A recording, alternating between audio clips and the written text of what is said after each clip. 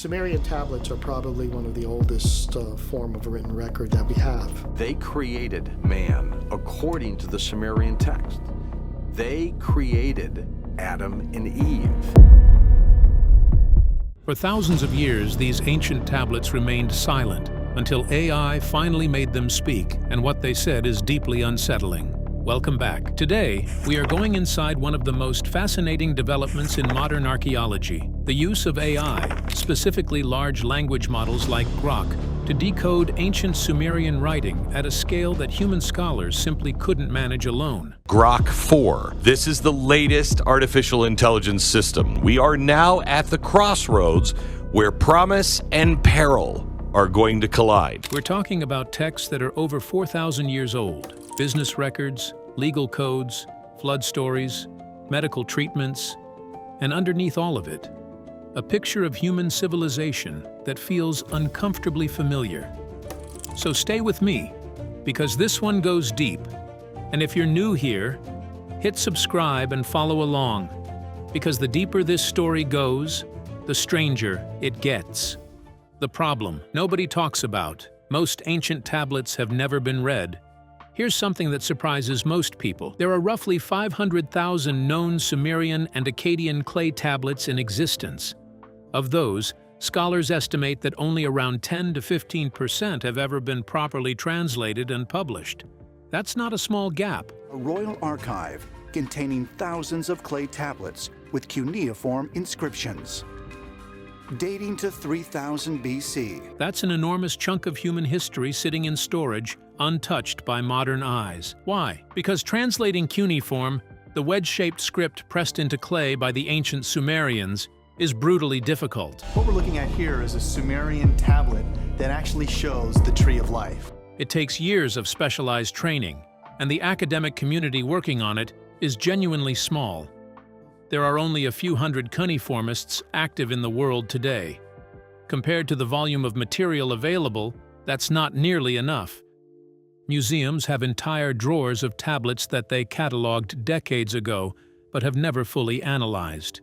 The British Museum alone holds over 130,000 cuneiform tablets. That's an archive the size of a small library, and much of it remains a mystery. So when AI tools started demonstrating the ability to assist with ancient language translation, the archaeology world paid close attention. This is the foundation of the whole story. Before we talk about what AI found, it's important to understand just how much we've been missing and for how long. What is Grock AI, and why is it being used for this? Grok is an AI model developed by xAI, Elon Musk's artificial intelligence company.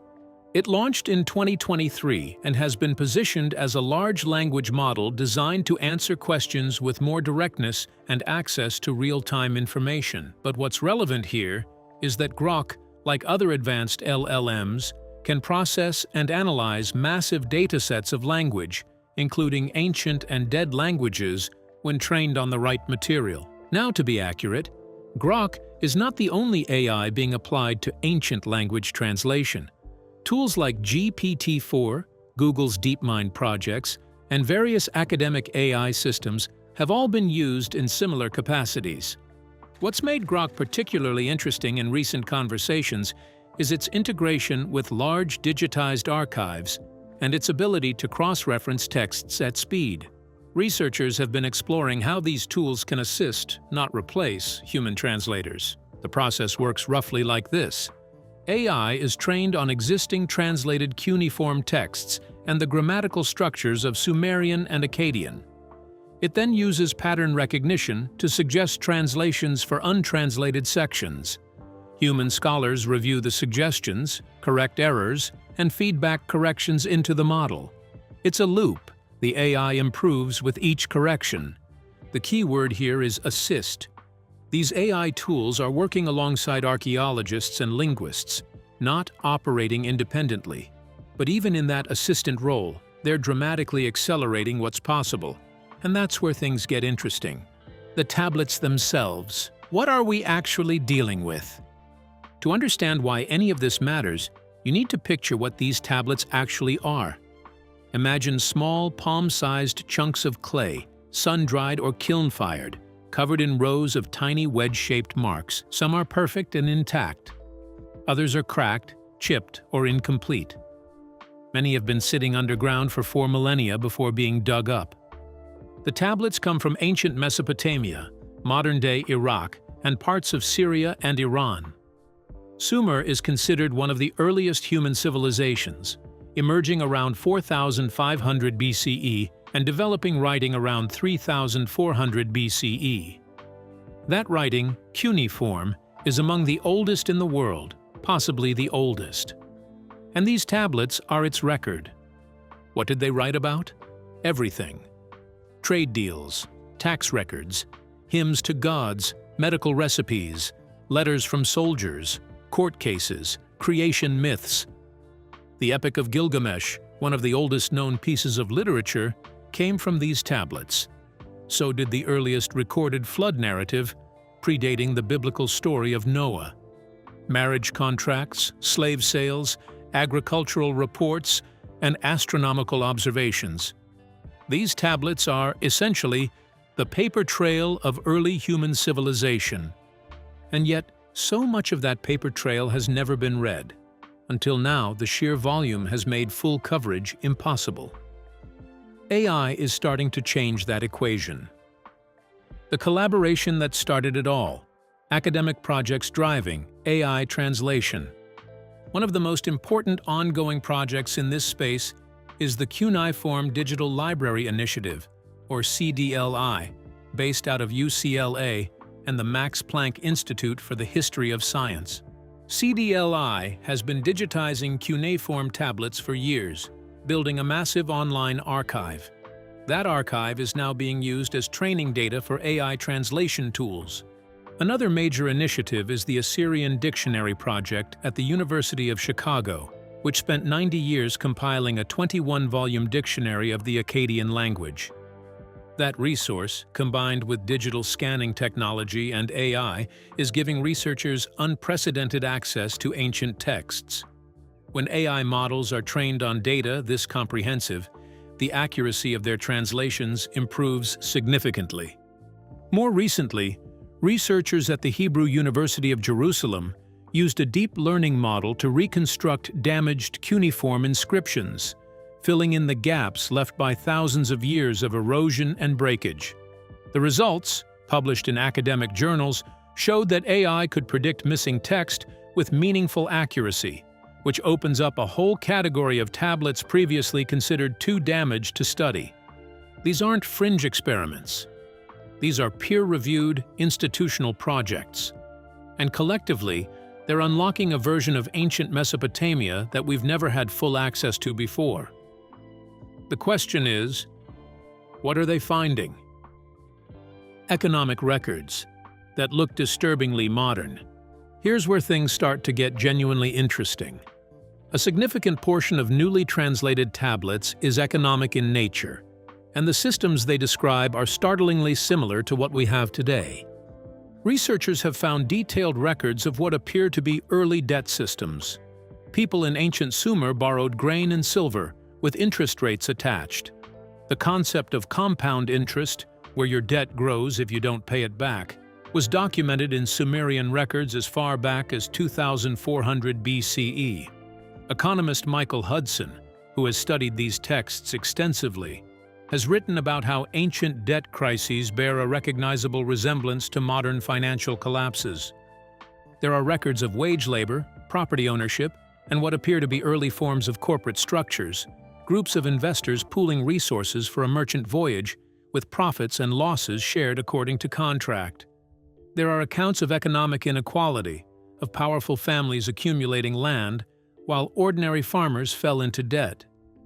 Some historians have called these among the earliest documented examples of wealth concentration. When AI translation speeds up access to thousands more of these economic tablets, what emerges is a pattern.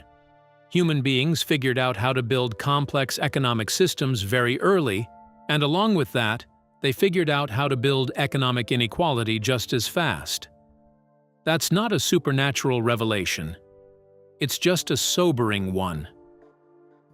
Legal codes older than we thought and more sophisticated. Most people have heard of Hammurabi's Code, the famous set of Babylonian laws carved into a stone pillar around 1754 BCE. It's often called the world's first legal code. But AI-assisted translations of older Sumerian tablets are revealing that Hammurabi wasn't starting from scratch. The Code of Ur-Nammu, dating to around 2100 BCE, is older than Hammurabi's laws and contains remarkably detailed legal frameworks, covering everything from injury compensation to property disputes to the rights of widows. With AI helping to translate previously unread sections, researchers are finding that this code is even more comprehensive than earlier translations suggested. What's striking is the detail. There are laws about what happens if a doctor performs surgery and the patient dies. There are laws about false accusations, about runaway slaves, about what constitutes a valid marriage. These aren't primitive tribal rules. These are structured legal systems, with concepts like evidence, testimony, and proportional punishment already baked in. Some newly translated tablets also reveal records of actual court cases. AI translation is allowing researchers to read the transcripts of legal disputes from 4,000 years ago, who sued whom, what the evidence was, and what the judge decided. It makes the ancient world feel startlingly close. People were fighting over land boundaries and inheritance disputes in 2000 BCE. The specifics change. The arguments don't. The flood narrative, and what AI translation is adding to it. The Epic of Gilgamesh has been known since the 1800s. One of its most famous sections describes a massive flood sent by the gods, a man chosen to survive it, and a boat built to carry animals and people to safety. The similarities to the biblical story of Noah are obvious and have been debated by scholars for over a century. But AI is helping translate related tablets, versions of the flood story from different cities and time periods that add new layers to the narrative. There are variant texts where the details shift. The identity of the flood hero changes. The reasons the gods sent the flood changed. In some versions, it's not punishment for human wickedness, but rather because humans had become too loud and were disturbing the gods' sleep. That specific detail, humans being too noisy, has been the subject of serious academic discussion. It appears in multiple Mesopotamian flood accounts, in a text called the Atrahasis Epic. With AI helping to process and cross-reference multiple versions of these tablets, researchers are building a clearer picture of how this story evolved across time and geography, and what that tells us about how ancient peoples understood their relationship to divine power. The takeaway isn't that these stories are literally true or false. It's that they represent the earliest surviving attempts by human beings to explain catastrophic natural events. Floods were a real and devastating problem in ancient Mesopotamia. What AI translation is doing is helping us read more of those explanations in context, which gives us a richer understanding of early human psychology and belief. Medical texts. Ancient treatments that actually worked. Here's one that doesn't get enough attention. Among the thousands of newly accessible tablets are ancient Mesopotamian medical texts, and some of what they contain is genuinely impressive. Researchers have found detailed tablets describing treatments for infections, wounds, and digestive problems. Some of these treatments involve plant-based compounds that modern pharmacology has since identified as having real medicinal properties. Thyme, for example, which contains thymol, a natural antiseptic, appears in ancient wound treatment recipes. Licorice root, used in ancient gastrointestinal remedies, contains compounds that have been studied for anti-inflammatory effects. AI translation is accelerating access to these medical archives and allowing researchers to cross-reference treatments with modern botanical and chemical databases at a scale that wasn't practical before. The journal Science has published work on ancient antimicrobial remedies from Mesopotamian sources, and researchers have found that some of these recipes show genuine effectiveness when tested. This raises a question that AI translation is helping bring into sharper focus. How much practical knowledge did ancient civilizations accumulate through pure observation and trial and error, knowledge that we dismissed for centuries as superstition? The answer, increasingly, is quite a lot. The uncomfortable part is wondering how much we might still be dismissing. Records of slavery, conquest, and organized violence. Not everything being translated is evidence of ancient wisdom. A significant portion of the newly accessible tablets document systems of slavery, conquest, and organized violence in unflinching detail. There are administrative records from ancient Ur that list enslaved people by name, age, and assigned task. Women and children captured in military campaigns. Workers who died in state construction projects were recorded the same way you'd record the loss of livestock. AI translation is giving scholars access to far more of these records than previously available, and the scale of the systems they describe is significant. Military records describe campaigns against neighboring city-states in detail, the number of people killed, the cities looted, and the populations displaced. Some of these campaigns are recorded with what reads as matter-of-fact pride. A king lists his conquests the way a modern leader might list economic achievements. The violence is bureaucratic, systematic, normalized. Scholars like Thorkild Jacobsen and, more recently, Alhina Gadati have written about what these records tell us about ancient social structures.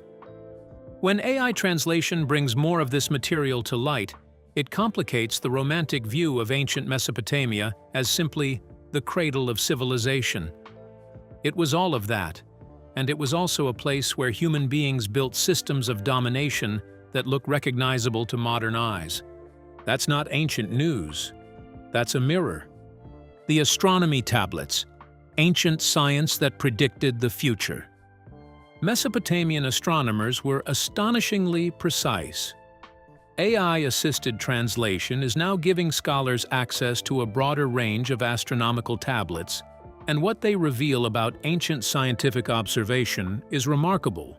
The Babylonian Astronomical Diaries, a project that ran for centuries, recording nightly sky observations, are among the most systematically organized scientific records from the ancient world.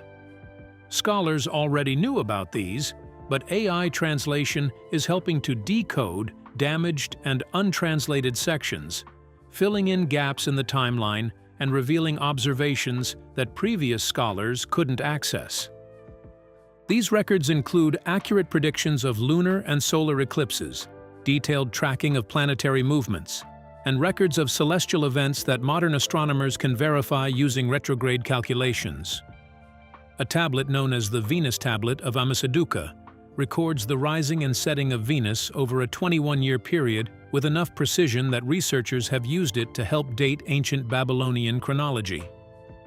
AI tools are now helping to process related tablets that may refine those chronological estimates even further. What's striking here is the dedication. These astronomers weren't doing this casually. They were maintaining organized, long-term scientific databases for hundreds of years, passing the work down through generations.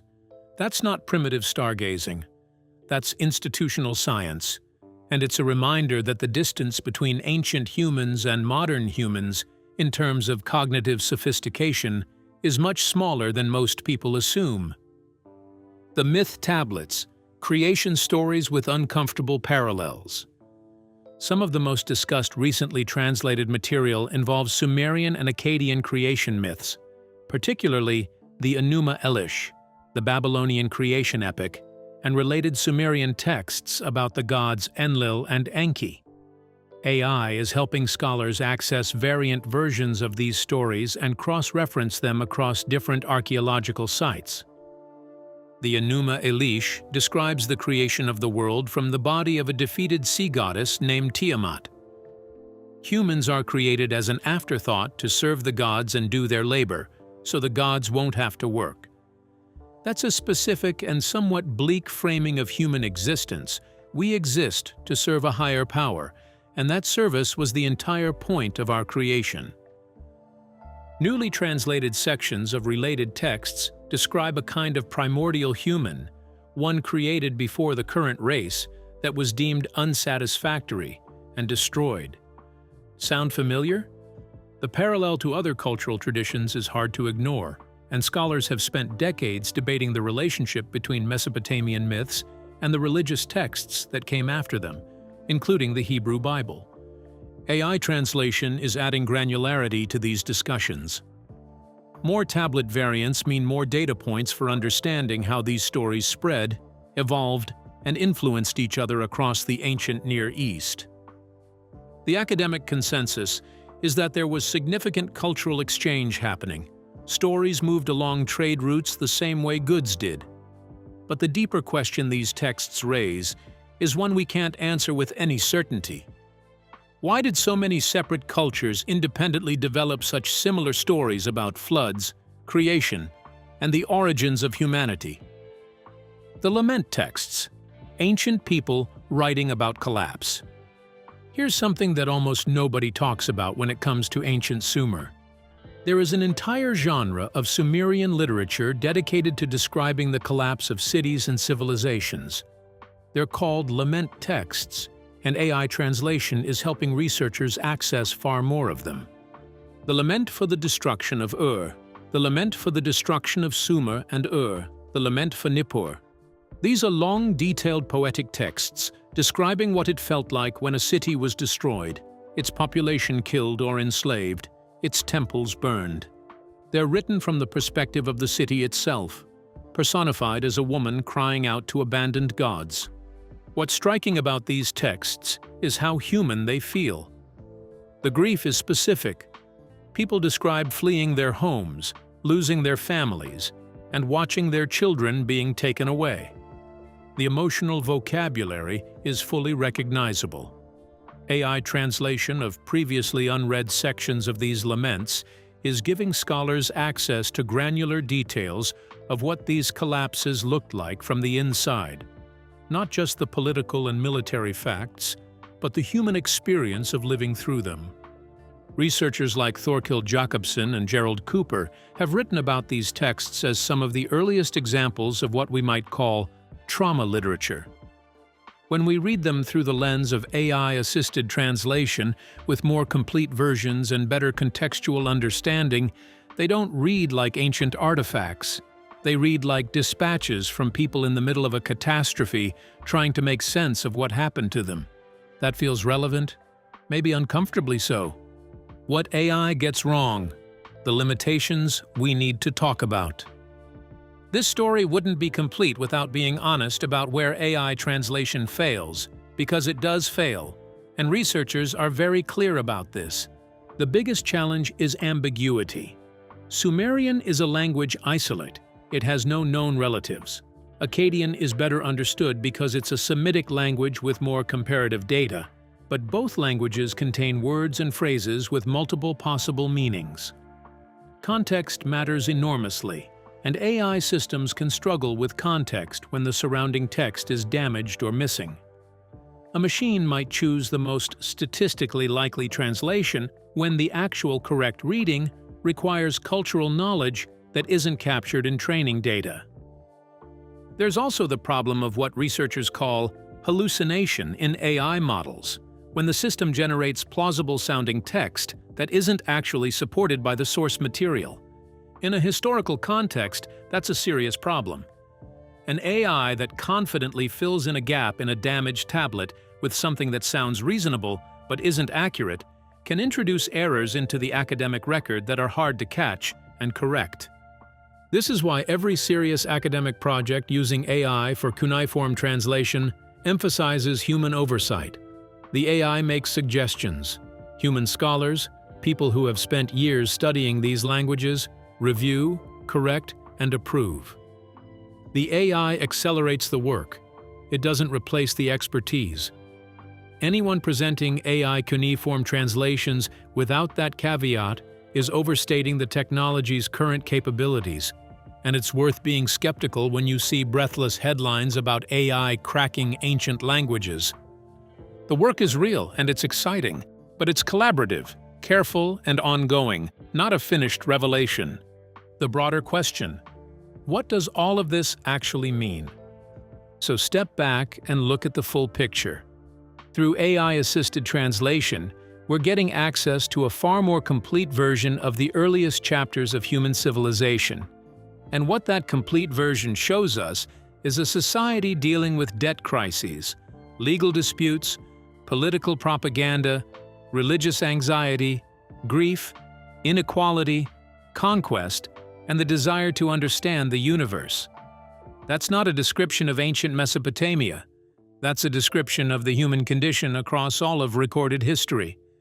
Historians and cognitive scientists have a name for the idea that human cognition and social behavior have remained fundamentally stable since the emergence of behavioral modernity, roughly 50,000 years ago. We've built rockets and written symphonies, but the emotional and social operating system underneath hasn't changed much. These tablets are evidence of that. The details of the transactions change. The structure of the anxieties doesn't. The terrifying element in the title of this video isn't about monsters or conspiracy theories. It's about this recognition that for all the distance we feel from people who lived 4,000 years ago, the AI translation of their words keeps closing that gap.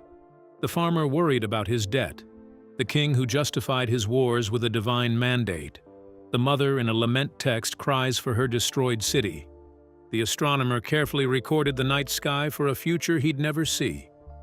We're not their descendants only in a biological sense. We're their descendants in every sense that matters, and that's the part that stays with you. What's coming next? The future of AI and ancient languages. This is still very early. Researchers estimate that with current AI-assisted methods, the pace of cuneiform translation could increase significantly over the next decade. Projects like CDLI are actively expanding their digital archives. New scanning technologies, including multispectral imaging that can read text on tablets too damaged to see with the naked eye, are producing higher quality data for AI systems to work with. There's also growing interest in applying similar methods to other undeciphered ancient scripts. Linear A, the undeciphered writing system from ancient Crete, is a candidate for AI-assisted analysis. So is Proto-Sinaitic, one of the earliest alphabetic scripts. The Indus Valley script, which remains undeciphered despite being used by a civilization of several million people, is another area where researchers hope AI might eventually contribute. Back in Mesopotamia, there are specific categories of tablets that researchers are most eager to access. Temple archives, which may contain detailed administrative records of religious institutions, their finances, their rituals, their land holdings. Medical and botanical texts, which could yield more information about ancient pharmacology. Personal correspondence, letters between ordinary people, merchants, and soldiers, give the most direct window into what daily life actually felt like.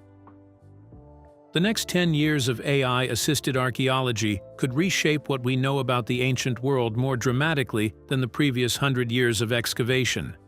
And if the early results are any indication, what we're going to find is not that ancient humans were aliens or gods or fundamentally different from us. What we're going to find is that they were us, facing the same world, with the same minds, doing the best they could. Ancient Sumerian tablets, most of them unread for thousands of years, are finally being opened up at scale, thanks to AI tools like Grok working alongside human scholars. What they're revealing isn't magic or mystery. It's something more confronting. A record of human beings building economies, writing laws, recording grief, watching the stars, and repeating patterns that we recognize today. The gap between them and us keeps shrinking with every new translation. If AI fully translated every ancient tablet on Earth tomorrow, is there a discovery you think would genuinely change how we see human history? Drop your answer in the comments, and if you found this video worth your time, subscribe.